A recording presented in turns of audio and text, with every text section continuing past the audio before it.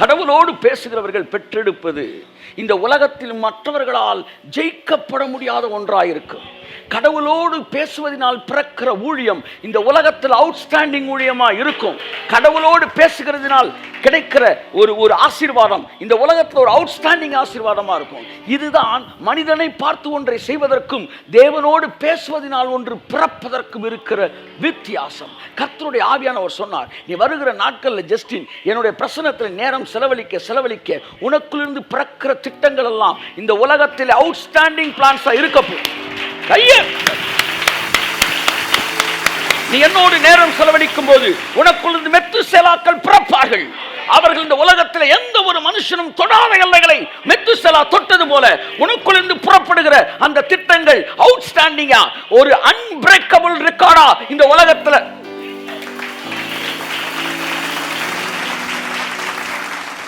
மெத்துசேலா 969, ஆதாம் கூட அந்த அளவு வாழல. அவனுக்கு பின்னாடி பிறந்த எவனுமே அவ்வளோ வயசு வாழலை. உலகத்திலே அதிக வயசு வாழ்ந்தது மெத்துசேலா. அவன் யாரோட மகன்? தேவனோடு சஞ்சரிச்ச ஒருத்தருடைய பையன். தேவனோடு சஞ்சரிச்சவன்கிட்ட பிறந்தா அது ஊர் சொல்ற மாதிரி தான் பிறக்கும். கடவுளோட பேசி ஒன்று பிறந்தா, உன் பிசினஸா இருக்கட்டும், உன் பிள்ளையா இருக்கட்டும், உன் ஆசீர்வாதமா இருக்கட்டும், உன் ஊழியமா இருக்கட்டும், ஒரு திட்டமா இருக்கட்டும், ஒரு பில்டிங்கா இருக்கட்டும், அது அவுட்ஸ்டாண்டிங்கா இருக்கும். ஆமென். ஓ ரபாலா சாந்துனாமனா, கடவுளுடைய பிரசன்னத்தில் நேரம் செலவழியுங்கள். அப்பொழுது உங்களுக்குள் இருந்து அவுட்ஸ்டாண்டிங் மேட்டர் வெளியே வரும். ஓ ரபாலா ஷாம். இந்த வருஷத்தில் எனக்கு கிடைத்த மிக அரிய வெளிப்பாடுகள் ஒன்றாய் நான் கருதுகிறேன். தேவனுடைய சமூகத்தில் நேரம் செலவழிப்பு இருக்கிற நேரத்தை நான் அதிகரிக்க விரும்புகிறேன். ஏனென்றால் நான் இந்த உலகத்திலே ஒப்பிட்டு பார்க்க முடியாத உன்னதமான அவுட்ஸ்டாண்டிங்கான பலவிதமான திட்டங்களை, பலவிதமான காரியங்களை இந்த உலகத்திலே நான் பெற்றெடுக்க விரும்புகிறேன். ஆமென். எப்போ மனுஷன் காப்பி கேட்டால் மாறுறான், எப்போ மனுஷன் உனக்கு ஈயடிச்ச காப்பியா மாற்றி ஒரு விஷயத்தை காப்பி பண்ண ஆரம்பிக்கிறான்னா, தேவனோடு பேசாதவர்கள். என்ன நடக்குதுன்னா, மனிதனுடைய பிம்பங்களாய் அவர்கள் என்ன செய்கிறார்கள்? மாறுகிறார்கள். They become the xerox of others. பாருங்க, யாங்கிச்சோ கடவுளோட பேசிய போது கர்த்தர் சொன்னாராம், பிரேயர் செல் வைப்பா. உன்னுடைய சபையில் நிறைய ப்ரேயர் செல்லை ஸ்டார்ட் பண்ணு. அந்த செல்லுக்கு வந்து ப்ரீச்சர்ஸை ரெடி பண்ணு.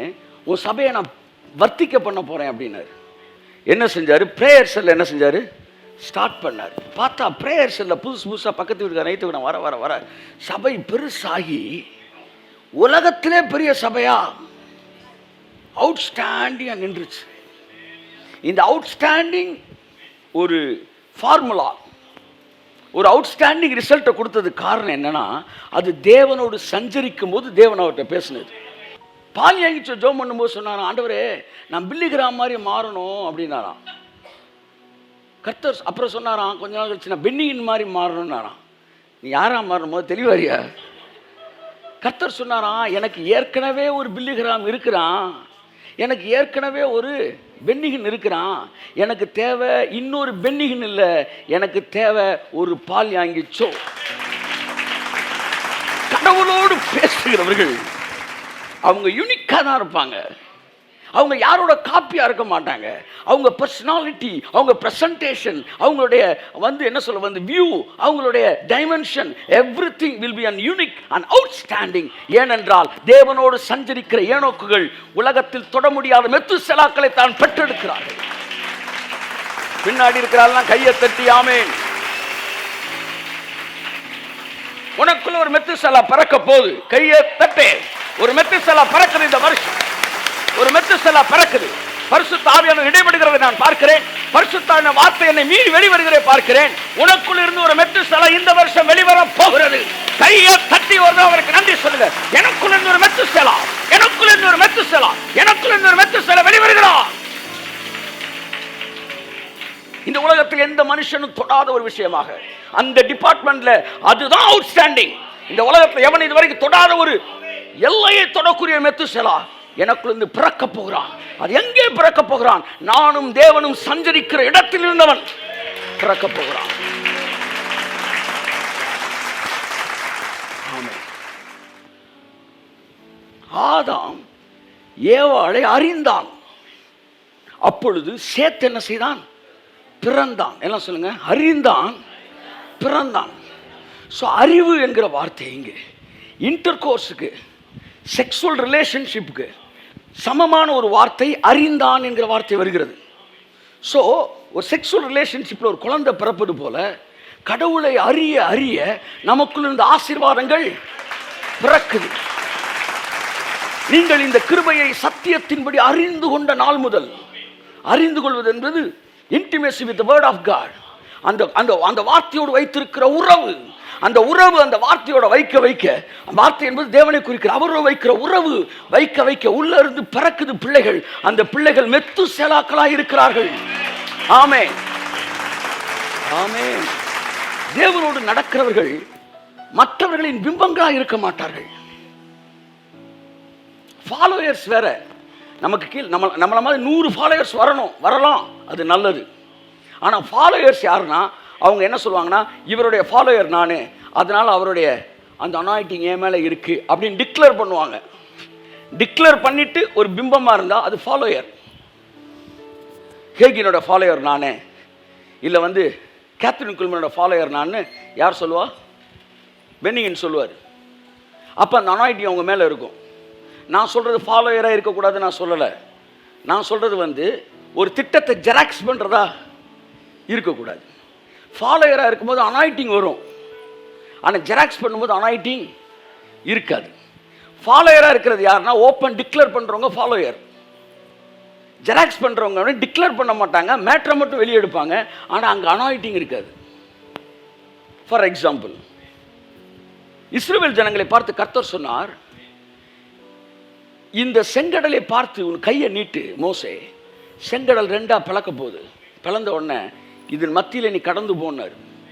இஸ்ரவேலர் செங்கடலை உலர்ந்த தரையை கடப்பது போல கடந்து போனார்கள். உலகத்தோற்றம் முதற்கொண்டு இன்று வரைக்கும் எந்த ஒரு இடத்திலும் அப்படி ஒரு சம்பவம் நடக்கவில்லை. கடல் 2 பிளக்கவில்லை, ஜனங்கள் ஊடே நடக்கவும் இல்லை. ஆனால் அவர்களுக்கு அது நடந்தது. ஏனென்றால் மோசே என்பவன் தேவனோடு பேசுகிறவனாயிருந்தான். ஒரு மனிதன் தேவனோடு பேசும்போது தேவன் அவனிடத்திலே யூனிக், அதாவது யூனிக் என்ற வார்த்தைக்கு தமிழ், அழகான தமிழ் வார்த்தை ஒன்று சொல்லுங்களேன். தனித்துவம். சூப்பர். தனித்துவமான திட்டங்களை தருகிறார், தனித்துவமான ஆசீர்வாதங்களை தருகிறார், தனித்துவமான வரங்களை தருகிறார். ஆமென். அப்ப இவங்க கடந்து போறாங்க செங்கடலை. வசனம் அதோட முடியல. அவங்க போறதை யாரு பார்க்கிறா? எகிப்தியன் பார்க்கிறான். அந்த எகிப்தியன் பார்த்துட்டு அவன் என்ன செய்யறான்? எகிப்தியரும் இஸ்ரவேல் ஜனங்களை போனதை பார்த்து ஒரு ஜெராக்ஸ் எடுக்கிறான். இவன் தேவனோடு பேசிய செய்யல, ஒரு காப்பி எடுக்கிறான். ஆமா, அதாவது உங்கள்கிட்ட வந்து என்ன இருக்கு? பத்திரம் இருக்கு. அந்த பத்திரத்தை பேங்க்ல வச்சு நீங்க என்ன செய்யலாம்? லோன் வாங்கலாம். ஆனால் அதுக்கு ஒரு ஜெராக்ஸ் எடுத்து அதை போய் இன்னொரு இடத்துல வச்சு நீங்கள் லோன் வாங்க முடியாது. என்ன சொல்லுங்க? பத்திரத்துக்கு லோன் கிடைக்கும், ஆனால் ஜெராக்ஸுக்கு லோன் கிடைக்காது. புரியுது உங்களுக்கு? அப்போ இந்த உலகம் வறுமையிலும் தரித்திரத்திலும் இருக்குது. அதனால தான் என்ன செய்யுதுன்னா வந்து யாங்கிச்சோ மாதிரி நானும் ப்ரேயர்ஸில் வைக்கிறேன். அப்புறம் ஒருத்தர் வந்தார் 12 டிசைபிள்ஸ். அது ஆனால் சிலருக்கு அது யாருக்கு ஒர்க் அவுட் ஆகும்னா, ஓப்பனாக டிக்ளேர் பண்ணி நாங்கள் அவங்களுடைய ஃபாலோயர்ஸ் அப்படின்னு வராங்க பார்த்தீங்களா, அவங்களுக்கு வந்து அது வந்து ஒர்க் அவுட் ஆகும். ஏன்னா அந்த அந்த தலைமைத்துவத்தில் இருக்கிற அனாயிட்டி அவங்கள்ட்ட வேலை பார்த்துக்கிட்டே இருக்கும். If you want to be a follower அப்படின்னா you must tell that you are a follower. Or if you want to be a leader, you must have received an unique, you must give birth to an unique, outstanding plans to the world. இந்த உலகத்துக்கு நீங்க கொடுக்கணும், பெற்றெடுக்கணும். ஆமென். நான் சொல்ல be a leader or be with a leader. ஆமென் சொல்லுங்க. சில விஷயங்களை சிலர் நம்ம ஃபாலோ பண்றோம், அது தவறல்ல. அதை வந்து ஓப்பனாக டிக்ளேர் பண்றதுக்கான தைரியம் நமக்கு இருக்கணும். அப்படி இருக்கும்போது அது வேலை பார்க்கும். ஆனால் இந்த உலகத்தில் வந்து ஒரு மனிதன் தேவனோடு, இப்போ அது முக்கியம் அல்ல, என்ன சொல்லணும், எகிப்தியர் அப்படி செய்ய துணிந்து அழிந்து போனார்கள் அப்படி இருக்கு. அப்ப நம்ம எதுக்காக இந்த பூமியில் சிருஷ்டிக்கப்பட்டிருக்கிறோம்? இந்த உலகத்திலே ஒன்றை பார்த்து பிரதி எடுப்பதற்காக அல்ல, இந்த உலகத்திலே மெத்துசெலாக்களை பெற்றெடுப்பதற்காக, மெத்துசெலாக்களை பெற்றெடுப்பதற்காக. ஹல்லேலூயா.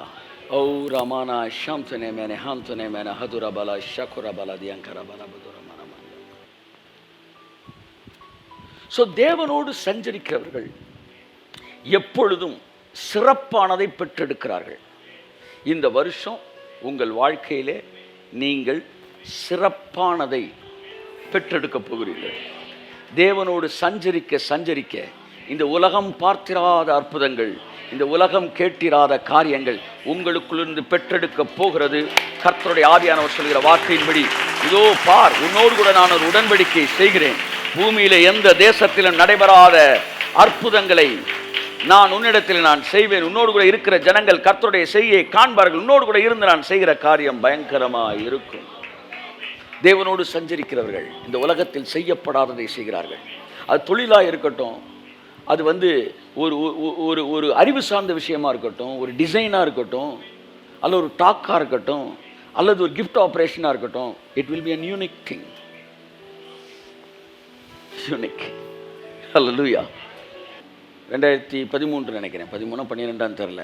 அப்போ ஆவியானவர் அந்த ஃபேஸ்புக்கை பற்றி பேசிக்குமே நான் ஃப்ரெண்ட்டை கேட்குறேன், ஃபேஸ்புக் எதுக்கும் மக்கள் பயன்படுத்துகிறாங்க, எதற்காக நம்ம அதை கடவுளுடைய வார்த்தையை பரப்புறதுக்கு நம்ம கொடுக்கக்கூடாது, அதனால் இதில் மெசேஜ் நம்ம போடலாமே அப்படின்றேன். அப்போ சொல்கிறேன், இல்லைண்ணே, ஃபேஸ்புக்கில் 1 மணி நேரம் செய்திலாம் போட முடியாது, அதில் அதிகபட்சம் 2 நிமிஷம் 3 நிமிஷம் தான் வீடியோ கொடுக்க முடியும் அப்படின்னாங்க. 3 நிமிஷம் தான் வீடியோ கொடுக்க முடியுமா?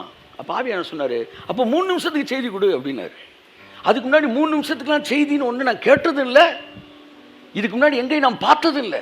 ஆனால் முதல் ஆவியானவர் என்கிட்ட சொன்னார், 3 நிமிடத்துக்கு ஒரு செய்தி கொடு, அதை டெய்லி டிவோஷனாக மாற்று, ஜனங்கள் கேட்கட்டும் அப்படின்னு சொன்ன பிறகு 3 நிமிடத்திற்காக நான் பேசினேன். அந்த 3 நிமிஷம் நான் பேசுகிறதுக்கு நைட்டு தொடங்கி 10 மணிக்கு தொடங்கினா காலையில் 4 மணிக்கு தான் அது என்னாகும், எடிட்டிங் முடிஞ்சு 5 மணிக்கு ஏற்றுவோம். முதலாக ஒரு விஷயத்தை யூனிக்காக இந்த உலகத்துக்கு ப்ரெசென்ட் பண்ணோம். அது பார்த்தீங்கன்னா 200, 300, 500 அப்படியே ஸ்ப்ரெட் ஆகுச்சு. அதுக்கப்புறம் எங்கே வந்துச்சு, வாட்ஸ்அப்பில் டெய்லி டிவோஷன் ஒன்று ஆடியோவில் போட ஆரம்பித்தேன். It was an unique outstanding plan. அது போனப்போ ஏகப்பட்ட பேரை ரீச் பண்ணிச்சு. அப்படியே பரவ ஆரம்பித்த போது நிறைய, அதுக்கப்புறம் 3 minutes வீடியோஸ் பார்க்க ஆரம்பித்தேன். People they just follow. அது நிறைய பேருக்கு ஆசீர்வாதமாக இருக்கு. நம்ம அந்த உலகத்திற்கு ஒரு அடிச்சுவடுகளை வைத்து கடந்து செல்வதற்கு நாம் அழைக்கப்பட்டிருக்கிறோம். as long as we agree with that, என்ன சொல்ல, with that leader, அந்த anointing அக்ரி பண்ணும்போது நமக்குள்ள வேலை பார்க்கும். அது என்னுடையதாய் நான் காட்ட முயற்சி எடுக்காத வரைக்கும். ஆமென் சொல்லுங்க. ஆமென். இந்த உலகம் அப்படி வறட்சியில் இருக்கிறனால அப்படி போயிட்டு இருக்கு. என் வாழ்க்கையில் நான் நிறைய விஷயங்களை நிறைய பேரை பார்த்து நான் இன்ஸ்பயர் ஆகிருக்கிறேன். சில நேரங்களில் அந்த அனாயிட்டிங்கை நான் அங்கீகரித்த போது அந்த அபிஷேகம் என்கிட்ட வேலை பார்க்க ஆரம்பிச்சிருக்கு.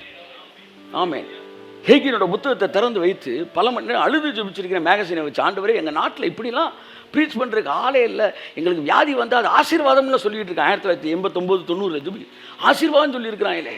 ஒரு மனுஷன் கூட இந்த மாதிரி வியாதி என்பது பிசாசு கொடுக்கறது, நீங்கள் ஆசீர்வாதம் இருக்கிறது அழைக்கப்பட்டிருக்கீங்க, எங்களுக்கு பிரசங்கம் நாட்கள் இல்லை. அந்த நேரத்தில் இருளில் இருக்கிற ஜனங்கள் பெரிய வெளிச்சத்தை கண்டார்கள் என்று சொல்கிற மாதிரி ஒரே ஒரு ஆள் ஜஸ்டின் பிரபாகர்னு ஒருத்தர் எந்திரிச்சார். ஒரு கை தட்டியிருக்காங்க. He was an outstanding man of God. முதலாக ஃபெய்த். அவர் இடிமுழக்கம் புத்தகத்தை எடுத்தால் 5 பக்கத்துக்கு ஒரு டாபிக் எழுதுவார். அத்தனை டாபிக் அவரே எழுதுவார். நீங்கள் தேடி சல்லடை போட்டு பார்த்தாலும் தமிழ்நாட்டுக்குள்ள அப்படி ஒரு வரிகளை நீங்கள் பார்க்க முடியாது. ஏனென்றால் அது முற்றிலும் வேற டைமென்ஷனில் இருந்துச்சு. என் வாழ்க்கையில் நான் நியூ ஜெருசலேம் பேசியிருக்கிறேன், நிறைய பேசிக்கிட்டு இருக்கிறேன்.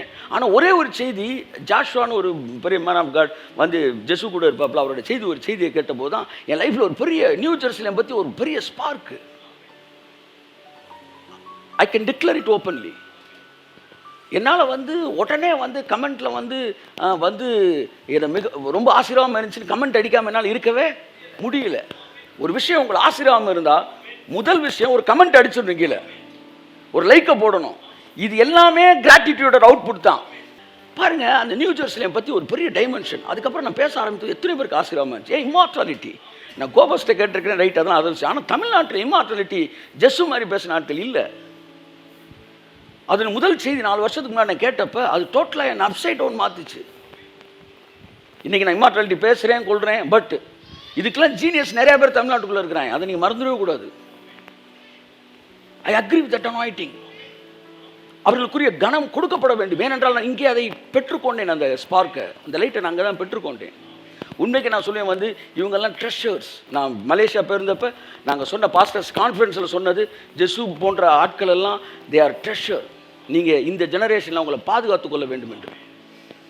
என் அன்புக்குரியவர்களே, ஏன் பாஸ்டர் ஜான் துரை அவரோட பையன் வந்து இந்த ஜென்ரேஷனில் இருக்க லீடர்ஸை சொல்கிறேன், அவங்க அவுட்ஸ்டாண்டிங். போய் உட்காந்தீங்கன்னா கொஞ்சம் நேரம் பேசுனீங்கன்னா அவன் வந்து ஆர்மினிசம், கால்வினிசம், மெட்டபாலிசம், ஏதோ இசம்லாம் வரும்.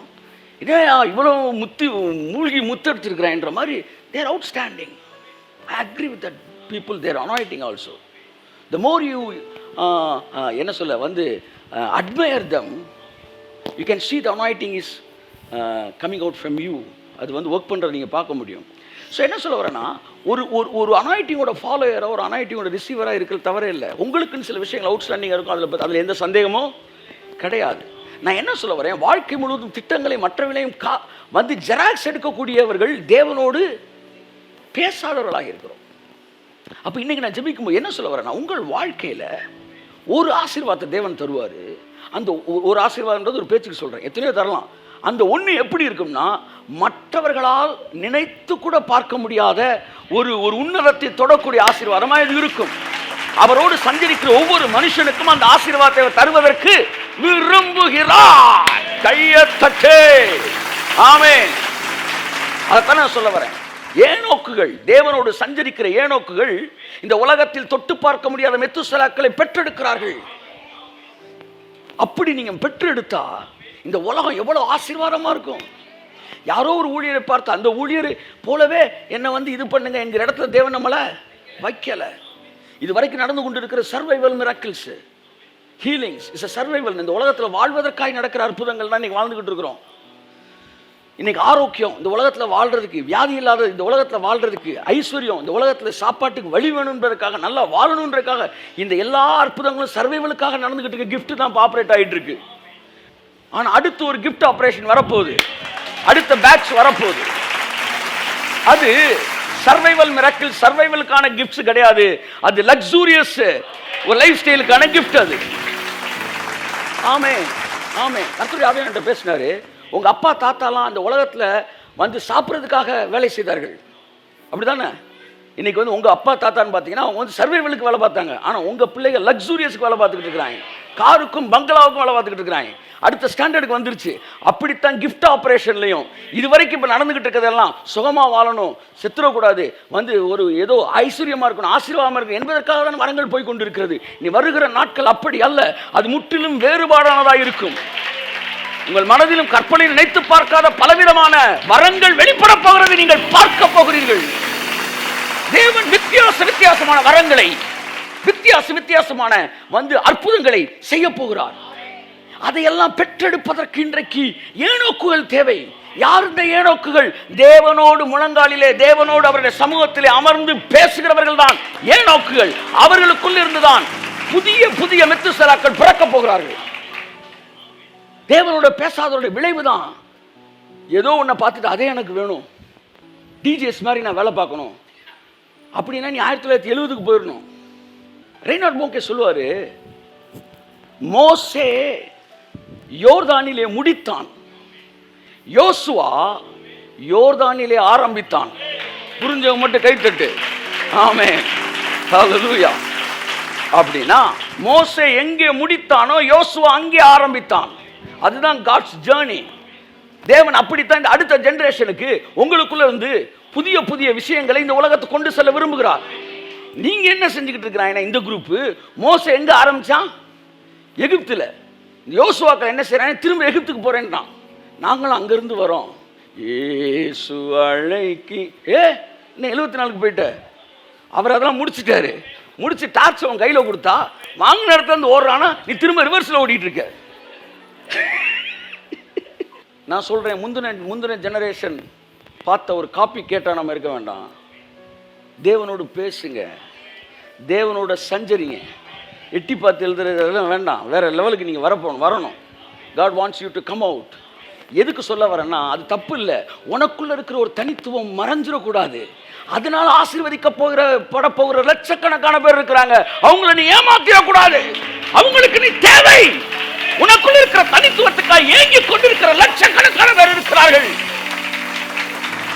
உன்னுடைய தனித்துவத்தினால் ஆசீர்வதிக்கப்பட வேண்டிய லட்சக்கணக்கான பேர் இருக்கிறார்கள். அவர்களை ஏமாற்றிடாத. அப்படின்னா நீங்க ஒட்டுமொத்தமா லீடர்ஷிப்ல இருந்து அப்படியே பிரேக் ஆகி நான் ஒரு தனித்துவம் வாய்ந்தவன் எதிர் திசையில போகணும் கிடையவே கிடையாது. மோசே போன திசையில தான் இவனும் போனான். மோசையோடு கூட தான் ஜாயின் பண்ணான். புரியுதா நான் சொல்றது? இப்போ நான் உங்கள்கிட்ட ஒரு ஸ்டைலில் பேசிட்டு இருக்கேன்னா, this is not my own style. ஆனால் பைபிள் ஒரு வசனம் சொல்லுது, தேவனோ இரக்கத்தில் ஐஸ்வர்யம் உள்ளவராய். அந்த வார்த்தை வேலை செஞ்சு வேற ஒரு பக்கம் போச்சு. அப்போ எங்கே பார்த்தாலும் ஒரு ட்ரெடிஷ்னலாகவே ஒரு ப்ரெசன்டேஷன் நான் பார்த்துருக்கேன். அன்பின் கர்த்தருக்குள் பிரியமான தேவனுடைய பிள்ளைகளே, இந்த மாலை நேரத்திலே அப்படின்னு போயிட்டு இருக்கிற நேரத்தில் திடீர்னு வந்து வனாந்தரத்தில் கூப்பிடுகிறவனுடைய சத்தம் மாதிரி அம்புட்டு போயிடும். இந்த மாதிரி அத்தி அப்படி என்னடா இது ஆறாது. சரி, படிக்காதவர் போலன்னு பார்த்தா அவர் அமெரிக்கன்ஸில் இங்கிலீஷில் போட்டு விளையாண்டுக்கிட்டு இருக்காரு. இன்னைக்கு அப்ராட்ல வந்து செட்டில் ஆகிட்டாரு. Highly intellectual. ஆனால் பேசினா உசிலம்பட்டி பாஷையில் நிற்கவே முடியாது. ஆனால் கொத்த இளைஞர்கள் வந்து விழுந்தாங்க. அந்த அனாயிட்டிங் என்னை தகர்த்திருச்சு, என்னை தாக்கிருச்சு. இன்னைக்கு உலகத்துக்கு ஆசீர்வாதமாக இருக்கு. பவுல் வந்து பெரிய இன்டலெக்சுவலாம், ஆனால் அவனை கொண்டு போய் தேவன் புறஜாதிகள்கிட்ட பேச வச்சாராம். பேதுரு பெரிய இல்லிட்ரேட்டர், அவனை கொண்டு போய் யூதர்களுக்கு பேச வச்சார். நான் வந்து உசுறு கொடுக்குறவன். நான் ஸ்டேட் லெவலில் நம்ம தமிழ் பேச்சு போட்டியில் வந்து பெரும் கோப்பைகள் வாங்கியிருக்கிறேன். இந்த என் கூட படித்தவங்களுக்கெல்லாம் தெரியும், என்னை என் ஸ்கூலுக்கே தெரியும். ஆனால் என்னை கூப்பிட்டு போய் ஆத்தி அப்படி பேசுன்றாரு. நான் சொன்னேன், ஆண்டவரே என்ன இது, பார்க்குறவங்களாம் படிக்காத பைபிள் நினைப்பாங்களே, பேசுகிற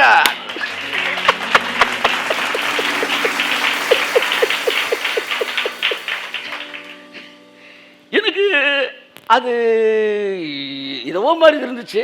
ஆனால் பேச ஆரம்பித்த பிறகு திடீர்னு பார்த்தா வனாந்தரத்தில் கூப்பிடுகிற சத்தம் மாதிரி உலகமே ஒரு திசையில் போகும், ஒருத்தர் மட்டும் வேற திசையில் பேசிகிட்டு இருக்கான்டான்னு உலகம் திரும்பி பார்க்க வைக்கக்கூடிய ஒரு விஷயமாக இருந்தது. அதைத்தான் தனித்துவம் என்று நான் பேசுகிறேன். ஒரு மனிதன் தேவனோடு சஞ்சரிக்கிறவனாய் இருந்தால் அவன் இந்த உலகத்திற்கு ஒன்றை கொடுக்கும் போது அது உலகத்தில் எங்கும் கிடைக்காத ஒரு பொருளாய் இருக்கும் என்று நான் சொல்கிறேன்.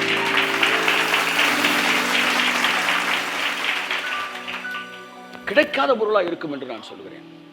ஆகவே தேவனோடு நடைபயணுங்கள், தேவனோடு பேசுங்கள். நீங்கள் மெத்துசெலாக்களை பெற்றெடுக்கிறவர்களாக இருப்பீர்கள். வதவதன் 1000 பன்னிக்குட்டி பெத்து போறதை விட ஒரே ஒரு சிங்க குட்டியை பெத்து போட்டு இந்த உலகத்தில் போகணும். ஆமேன் சொல்லுங்க. ஆமேன், ஆமேன். ஆமா. ஸோ ஏதாவது ஒன்று நீங்கள் செய்யும் போது அது நிச்சயமாய் புதிதாக இருக்கும். ஆமேன், நிச்சயமாய் புதிதாக இருக்கும். நீங்கள் கடவுளுடைய சமூகத்தில் நேரம் செலவழியுங்கள். செலவழிக்கும் போது உங்களுக்குள் ஒன்று பெற்றெடுக்க போகிறீர்கள். அது பெரிய ஆசீர்வாதம் அந்த உலகத்தில் இருக்கும். சரியா? ஆமேன் சொல்லுங்க. ஆமேன், ஆமேன். சரி, அன்புக்குரியவர்களே, கர்த்தருடைய அபிஷேகம் உங்கள் மீது இறங்கட்டும். கர்த்தர் உங்களை ஆசீர்வதிப்பாராக. ஸோ ஜெபம், அதாவது தேவனோடு சஞ்சரிப்பது, மெத்துசெலா போன்ற உலகத்தில் தொட முடியாத எல்லைகளில் வாசம் செய்கிற ஆசீர்வாதங்களை உங்களுக்கு தரும். என் வாழ்க்கையில் நான் ஒன்றை செய்ய விரும்புகிறேன். அது இந்த உலகத்தில் எந்த மனுஷனாலும் செய்யப்படாத ஒன்றாய் இருக்க வேண்டும் என்று விரும்புகிறேன். இந்த உலகத்தின் மக்கள் வந்து சந்திக்கப்படாத ஒரு காரியமாய் இருக்க வேண்டும் என்று சொல்லி நான் விரும்புகிறேன். நீங்களும் அப்பேற்பட்ட ஒன்றை பெற்றெடுக்க தேவன் விரும்புகிறார். அது இந்த முழு உலகத்திலும் இல்லாததா இருக்க வேண்டும் என்பது மட்டுமல்ல, அப்படிதான் இருக்கணும்னு கிடையாது. உங்க சொந்தக்காரங்க இணைஜன பந்துக்கள் மத்தியில் உங்க உலகத்தில் இதுவரைக்கும் இல்லாத ஒன்றை நீங்கள் பெற்றெடுப்பீர்கள். உங்க வீட்டில் மற்றவர்கள் இல்லாத ஒன்றை பெற்றெடுப்பு. அதுதான் கடவுளோட நடக்கிறவனுடைய ஆசீர்வாதம், பாக்கியம். பாக்கியம் அதான் தேவனோடு சஞ்சரிக்கும் போது அது தேன் கூட்டிலிருந்து ஒழுகும் தெளிதேன். ஆமாம், பாட்டில் தேன் வேற, தெளிதேன் வேற. அது கூட்டிலிருந்து ஒழுகும் தேன். அதுதான் யுனிக் ரெவலேஷன்ஸ். உச்சிதமான கோதுமை, கண்மலை தேன். கடவுளோடு சஞ்சரிக்கும் போது உங்களுக்கு கிடைப்பது உச்சிதமான கோதுமை, கண்மலை தேன். அது தேவனிடத்திலிருந்து நேரடியாய் புறப்பட்டு வருகிற ஒரு வார்த்தை உங்களை, உங்கள் குடும்பத்தை நிரப்பும், ஆசீர்வதிக்கும்.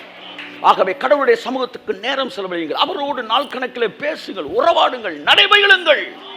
ஒரு நாள் ஒரு விஷயத்தை உங்களுக்கு சொல்லுவார், அது உங்களுக்குள்ளிருந்து வெளிப்படும் போது இந்த உலகம் வியந்து பார்க்கிற ஒன்றாய் அது இருக்கும்.